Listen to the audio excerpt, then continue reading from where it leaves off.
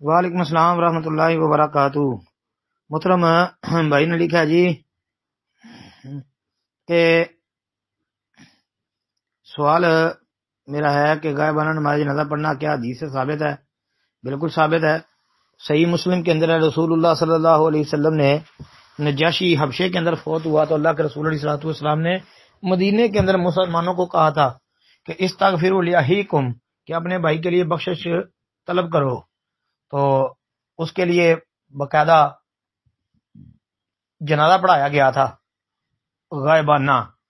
جی اس کے علاوہ بھی کئی موقعوں پر غائبانہ نماز جنازہ پڑھنا ثابت ہے۔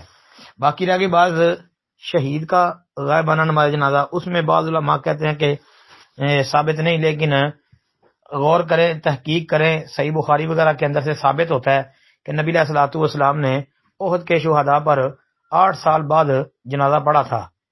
تو جنازہ جو ہے یہ غائبانہ ثابت ہے، وہ چاہے شہید ہو یا تبھی موت فوت ہونے والا بندہ ہو۔ السلام علیکم ورحمۃ اللہ۔